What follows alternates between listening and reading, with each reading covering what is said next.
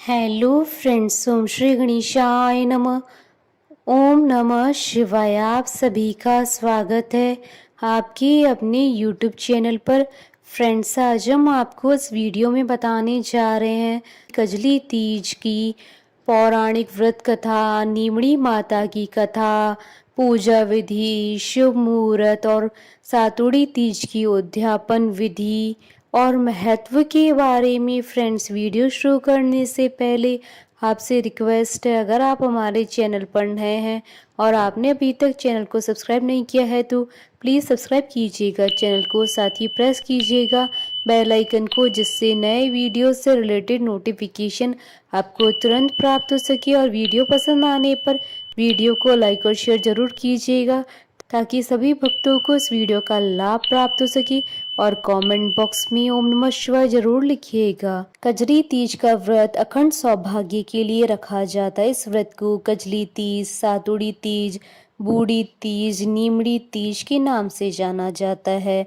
इस व्रत को सुहागिन स्त्रियां अपने पति की लंबी उम्र और वैवाहिक सुख के लिए रखती हैं। वहीं कुंवारी कन्याएं भी इस व्रत को कर सकती हैं। मान्यता है कि यदि कोई कुंवारी कन्या इस व्रत को करती है तो उसे मनचाहे वर की प्राप्ति होती है। कजरी तीज के व्रत में सुहागन स्त्रियां दुल्हन की तरह सजती और संवरती और विधिवत माता पार्वती और भगवान शंकर जी की पूजा की जाती है। यह व्रत भारत के कई राज्यों में मनाया जाता है। जो भी सुहागन स्त्री कजरी तीज के व्रत को करती हैं उसे भगवान शिव और माता पार्वती की ओर से अखंड सौभाग्य का वरदान मिलता है। साथ ही उसका वैवाहिक जीवन सुखमय बना रहता है और उनके जीवन में किसी भी प्रकार की परेशानी नहीं आती है। फ्रेंड्स, अब आइए जानते हैं कजरी तीज की पूजा विधि और पूजा सामग्री के बारे में। पूजा सामग्री में 16 श्रृंगार की सामग्री, सुहाग का सामान माता पार्वती को अर्पित करें। सुहाग के सामान के साथ साथ अन्य सामग्री में मेहंदी, हल्दी, बिंदी, कंगन, चूड़ियां, सिंदूर, काजल, लाल कपड़े, गजरा, मांग टीका, नथ और कांटा, कान के गहने, हार, बाजूबंद, अंगूठी, कमरबंद, बिछुआ, पायल, अगरबत्ती, कुमकुम, सत्तू, फल, मिठाई, रोली मोली आदि। फ्रेंड्स, अब आइए जानते हैं कजरी तीज की पूजा विधि के बारे में।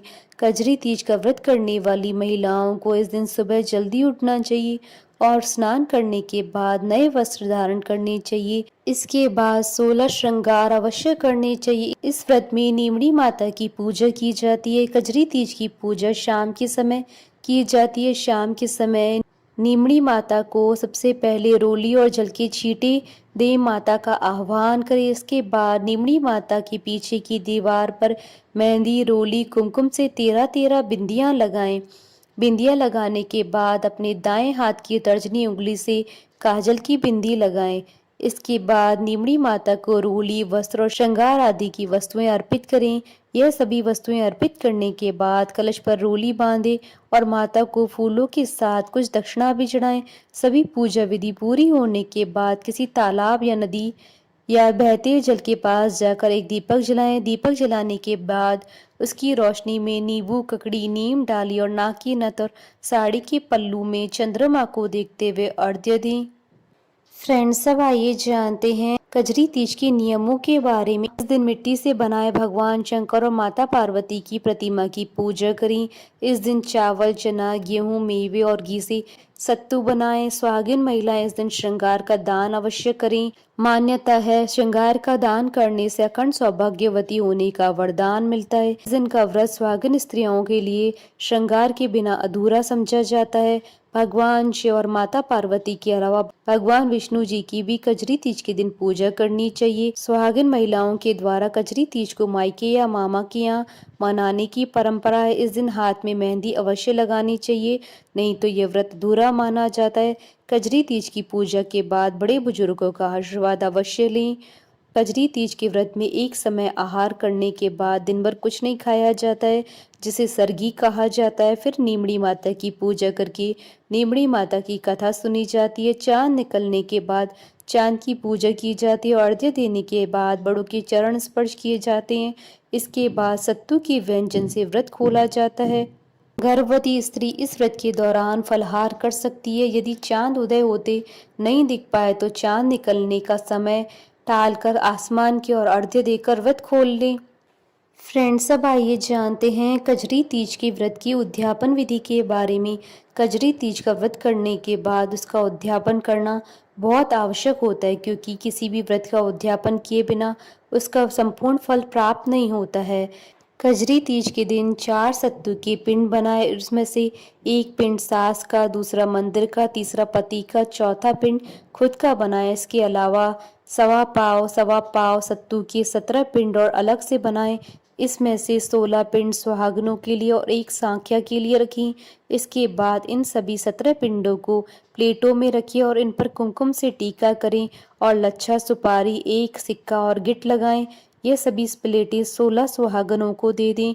सुहागनों को पिंडों की प्लेटें देने के बाद एक प्लेट में बड़ा सा पिंड रखकर उसमें श्रृंगार की सभी वस्तुएं रखें और अपनी श्रद्धा के अनुसार दक्षिणा रखकर अपनी सास के पैर छूकर उन्हें दें। अगर आपके घर में आपकी सास नहीं है तो आप अपनी ननंद या किसी बुजुर्ग स्त्री को भी ये प्लेट दे सकते हैं। इसके बाद सभी 16 सुहागनों को सत्तू दे दें। इसमें से जो आपने एक पिंड मंदिर के लिए बनाया है उसे मंदिर में दान कर दें, दूसरा पिंड पति को दें और एक पिंड खुद खा लें। इसके बाद अपने घर के किसी लड़के जैसे देवर, भांजे, भतीजे आदि को एक तौलिया, वस्त्र और सत्तू वाली प्लेट कुछ दक्षिणा के साथ दे दें, लेकिन सत्तू वाली प्लेट अपने सगे भाई को बिल्कुल भी ना दें। इसके बाद तीज माता का आशीर्वाद लें और जाने अनजाने में हुई भूल के लिए क्षमा प्रार्थना करें। फ्रेंड्स, अब आइए जानते हैं कजरी तीज के शुभ मुहूर्त के बारे में। हिंदू पंचांग के अनुसार इस बार कजरी तीज 14 अगस्त 2022 रविवार के दिन है। भाद्रपद कृष्ण तृतीय तिथि प्रारंभ होगी 13 अगस्त की रात्रि यानी 14 अगस्त की सुबह 12:53 पर और भाद्रपद कृष्ण तृतीय तिथि का समापन होगा 14 अगस्त 2022 को रात्रि 10:35 पर और चंद्रोदय का समय रहेगा 14 अगस्त 2022 को रात्रि 8:59 पर। फ्रेंड्स, अब आइए प्रारंभ करें नीमड़ी माता की व्रत कथा। एक बहुत ही धनवान सेठ सेठानी थे, लेकिन उनकी कोई संतान नहीं थी।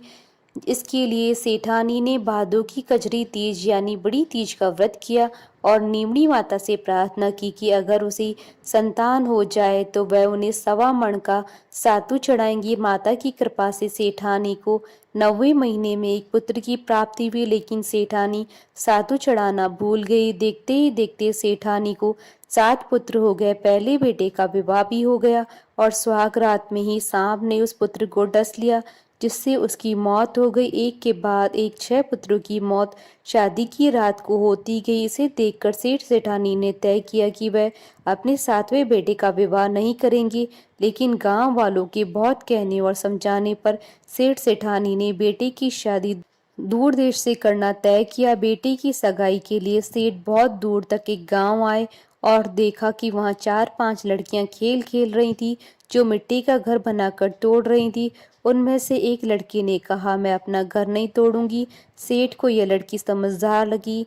खेलकर जब लड़की वापस अपने घर जाने लगी तो सेठ जी उसके पीछे पीछे उसके घर गए। सेठ ने लड़की की माता पिता से बात करके अपने लड़की की सगाई व विवाह की बात पक्की कर दी। उसके बाद विवाह भी हो गया। बारात विदा हुई। लंबा सफर था और उस दिन कजरी तीज भी थी, इसलिए लड़की की माँ ने लड़की से कहा कि वह सातु वह सीख दे रही है, रास्ते में कहीं पर शाम को नीमड़ी माता की पूजा करना, नीमड़ी माता की कहानी सुनना और सातु चढ़ाकर उसे खाना और सासू माँ के लिए भी ले जाना। रास्ते में ससुर ने बहू को खाने को कहा तो वह बोली, आज कजरी तीज का उपवास है, शाम को नीमड़ी माता का पूजन करके नीमड़ी माता की कहानी सुनकर ही भोजन करूंगी।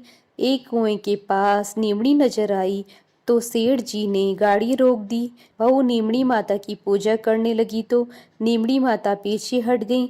बहू ने पूछा, हे माता, आप नाराज क्यों हैं? आप पीछे क्यों हटी हैं? तब नीमड़ी माता ने अपनी सास की सारी कहानी उसे बताई कि वह कैसे सातू चढ़ाना भूल गई। बहू बोली, हमारे परिवार की भूल को क्षमा करें माँ, और मैं आपको सातू चढ़ाएंगी।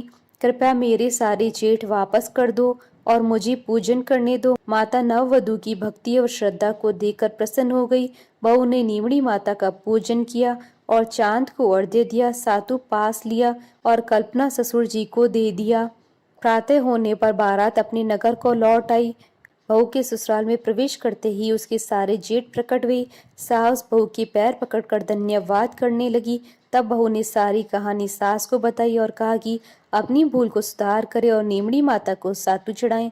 12 महीने के बाद कजरी तीज पर सभी बहू और सास ने मिलकर 7.25 मण का सातु नीमड़ी माता को चढ़ाया। ये नीमड़ी माता जैसा उनके आनंद हुआ वैसा सबके हुए। खोटी की खरी अधूरी की पूरी। फ्रेंड्स, अब आइए प्रारंभ करें सातुड़ी तीज की व्रत कथा। कथा के अनुसार एक नगर में गरीब ब्राह्मण रहता था। उस ब्राह्मण की पत्नी ने कजरी तीज का व्रत रखकर ब्राह्मण से कहा, हे स्वामी, मैंने आज कजरी तीज का व्रत रखा है, आप मेरे लिए कहीं से भी चने का सत्तू लेकर आएं, जिससे कि मैं अपने व्रत का पालन कर सकूं। ब्राह्मण अपनी पत्नी की बात सुनकर चिंतित हो जाता है और सोचता है कि मैं सत्तू कहाँ से लेकर आऊं। अपनी पत्नी की बात सुनकर ब्राह्मण उसी समय घर से निकल गया और साहूकार की दुकान पर पहुंच गया और चने की दाल, घी, शक्कर आदि मिलाकर 1.25 किलो सत्तू बनवा लिया और घर की ओर चलने लगा। साहूकार ने उसे जाता देखकर रोका और पैसे देने के लिए कहा। ब्राह्मण के पास पैसे नहीं थे, जिसके बाद साहूकार और ब्राह्मण के बीच में बहस होने लगी। दोनों के बीच जोर जोर से बहस होने पर साहूकार की नौकर भी जाग गए और चोर चोर की आवाज लगाने लगे। ब्राह्मण यह सब देखकर वहां से भागने लगा। तभी साहूकार के नौकर उसका पीछा करने लगे और उसे पकड़कर साहूकार के पास ले गए। ब्राह्मण ने साहूकार को अपनी स्थिति के बारे में बताया और यह भी बताया कि उसकी पत्नी ने आज तीज का व्रत किया है, इसलिए मैंने यह सत्तू बनवाया है जिससे उसका व्रत पूर्ण हो सके। साहूकार के नौकरों ने उस ब्राह्मण की तलाशी ली, लेकिन उन्हें सिवाय सत्तू के अलावा और कुछ नहीं मिला। वहां घर पर उस ब्राह्मण की पत्नी उसका इंतजार कर रही थी ताकि वह अपने व्रत को पूर्ण कर सके। साहूकार को उस गरीब ब्राह्मण पर दया आ गई और उसने उस ब्राह्मण से कहा कि आज से तुम्हारी पत्नी मेरी बहन है। जिसके बाद उसने ब्राह्मण को सत्तू, गहने, रुपए, मेहंदी और लच्छा और बहुत सारा धन दिया और उस ब्राह्मण की पत्नी ने कजली माता के व्रत को पूर्ण किया। हमारे साथ इस वीडियो में अंत तक बने रहने के लिए आपका धन्यवाद। ओम श्री गणेशाय नमः। ओम नमः शिवाय।